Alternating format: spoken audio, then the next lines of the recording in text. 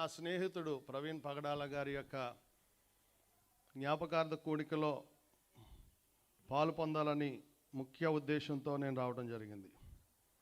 2021వ సంవత్సరంలో నవంబర్ నెలలో ప్రవీణ్ పగడాల గారిని పిలవాలని నాకు ఆశ కలిగింది.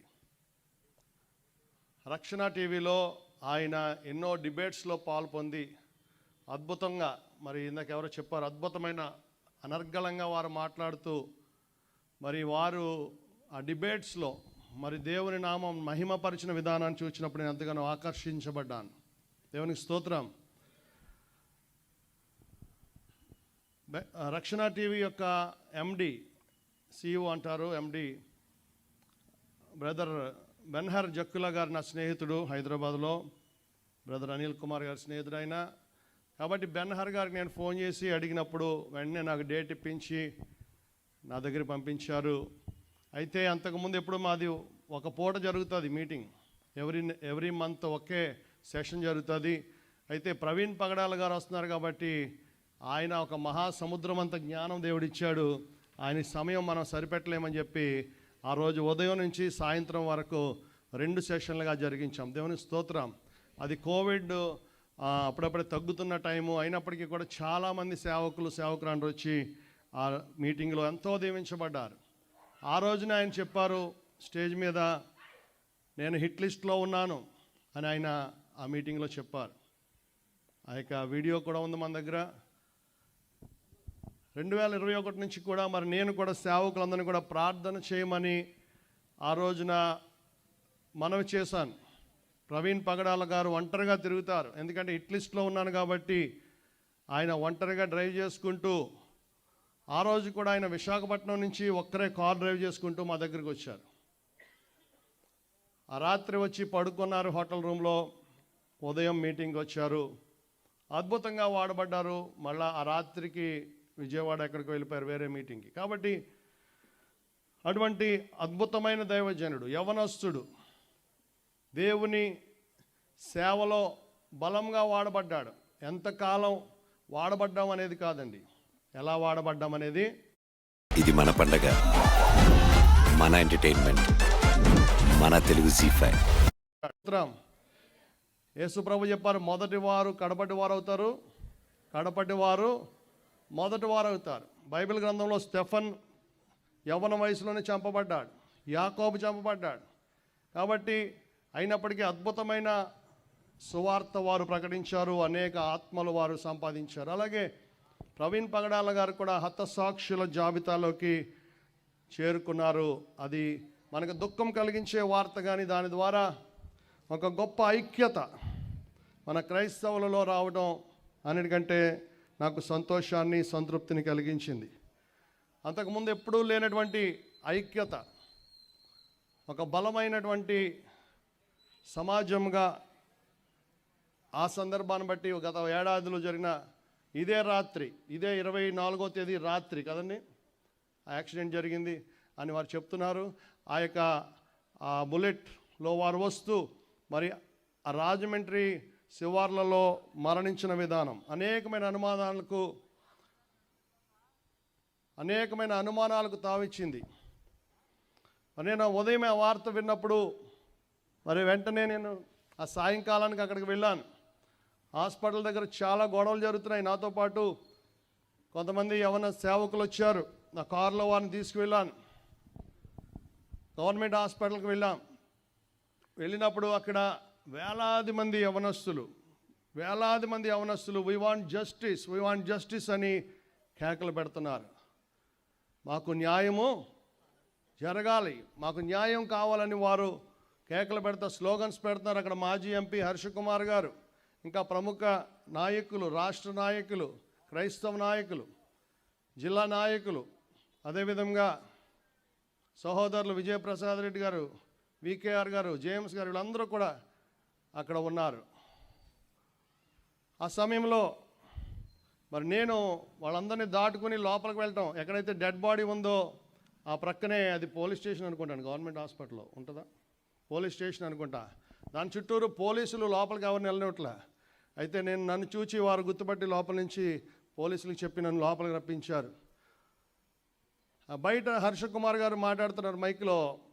నేను లోపలికి వెళ్తుండగా ఏంటంటే, హైదరాబాద్ నుంచి వాళ్ళ ప్రవీణ్ గారు బావమరిది వచ్చాడు, ఆ యొక్క పోస్ట్ మార్టం జరగకుండా డెడ్ బాడీ తీసుకుపోవాలని ఆయన ఒత్తిడి చేసి ఆయనతో బలవంతంగా చెప్పిస్తున్నారు కొంతమంది అధికారులని అక్కడ హర్ష కుమార్ గారు మాట్లాడుతున్నారు. నేను అది వింటూ లోపలికి వెళ్ళాను. లోపలికి వెళ్ళేసరికి east Godavari pastors leaders, state leaders, Mandapeta Daniel Paul గారు, జోహానీ గారు అందరూ కూడా అక్కడ ఉన్నారు. ప్రతాప్ సిన్హా గారు టీం వీరందరూ కూడా ఉన్నారు. ఏమైందని నేను అడిగితే, అదిగోండి ప్రవీణ్ పగడాల గారి బావమరిది వచ్చి కూర్చున్నాడు, పోస్ట్ మార్టం వద్దంట, డెడ్ బాడీ తీసుకెళ్ళిపోతాను ఇచ్చేయమంటున్నారు. అదేంటి డెడ్ బాడీ తీసుకుపోవడం ఏంటి? ఇంత గొడవ జరుగుతుంటే, ఇన్ని అనుమానాలు ఉంటే పోస్ట్ మార్టం లేకుండా తీసుకుపోవడం ఏంటి అంటే ఎవరి మాట వింటలేదండి. ఆయన సాయంకాలం నుంచి ఒకటే పట్టుబట్టాడు, తీసుకెళ్ళిపోతాం అంటున్నాడు. ఏదో జరుగుతుంది కుట్ర. అప్పుడు నాకు వెంటనే రక్షణ టీవీ ఎండి బెన్హర్ గారు గుర్తొచ్చాడు. బెన్హర్ గారికి వెంటనే ఫోన్ చేశాను. ఫోన్ చేస్తే వెంటనే ఎత్తాడు ఆయన. బ్రదర్ ఏంటంటే చాలా దుఃఖం బ్రదర్. అవును, చాలా షాక్లో ఉన్నాం అందరం. అయితే బ్రదర్ ఒక విషయం ఏంటంటే, ప్రవీణ్ పగడాల గారి భార్య తమ్ముడంట వచ్చి కూర్చున్నారు. వాళ్ళు డెడ్ బాడీ తీసుకుపోతామని పట్టుపడుతున్నారంట. ఒకసారి ఫోన్ ఇస్తాను, నువ్వు ఒక మాట చెప్పు, నీకు బాగా తెలుసు కదా వాళ్ళందరూ అంటే. బెన్హర్ గారు అన్నాడు, వాళ్ళతో కాదు, నేను ఆయన భార్యతోనే మాట్లాడతాను, ఇక్కడే ఉన్నాను, ఇప్పుడే ఆయన భార్యతో మాట్లాడతానని చెప్పి ఫోన్ పెట్టేశాడు. ఫోన్ పెట్టిన 5 నిమిషాల్లో ఆయన భార్య వాళ్ళ తమ్ముడికి ఫోన్ చేసింది, రేపు ఉదయం పోస్ట్ మార్టం చేయించి అప్పుడు తీసుకురండి అంది. దేవుని స్తోత్రం, హల్లెలూయా, చెప్పలు కూడా దేవుని మహింపరుద్దాం. కాబట్టి పోస్ట్ మార్టం జరగడానికి ముఖ్య కారకుడు రక్షణ టీవీ బెన్హర్ గారు. దేవుని స్తోత్రం. ఆయన మంచి క్రైస్తవ నాయకుడిగా ఉంటూ మరి ఆ రోజున చొరవ తీసుకుని వారు చేయడం వల్ల ఆ పోస్ట్ మార్టం జరిగింది. ఆ తర్వాత మధ్యాహ్నం నుంచి బాడీని హైదరాబాద్ చేర్చారు. అయితే ఆ పోస్ట్ మార్టంలో ఏమి జరిగిందనేది కూడా ఈ రోజు వరకు కూడా ఒక మిస్టరీగా ఉంది. ఆ మిస్టరీగా ఉంది. దాని వెనుక ఎవరెవరో ఉన్నారని రకరకాలుగా వార్తలు వింటున్నాం. ఏదేమైనప్పటికీ దేవుని వాక్యం చెప్తుంది. హెబ్రీ పత్రిక 10వ అధ్యాయం ఒకసారి దయచేసి, హెబ్రీ పత్రిక 10వ అధ్యాయము 35వ వచనంలో,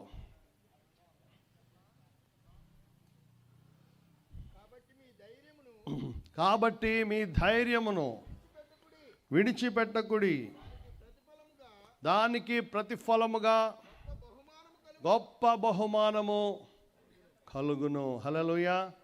ఇటువంటివి జరిగినప్పుడు మనం ఏం చేయాలంటే, మన ధైర్యమును విడిచిపెట్టకూడదు, ధైర్యం కలిగి ఉండాలి. తిమోతి పత్రికలో రాయబడి ఉంది, దేవుడు మనకు పిరికితనము గల ఆత్మనియలేదు కానీ శక్తియు ప్రేమయు ఇంద్రియ నిగ్రహము గల ఆత్మనే ఇచ్చాను.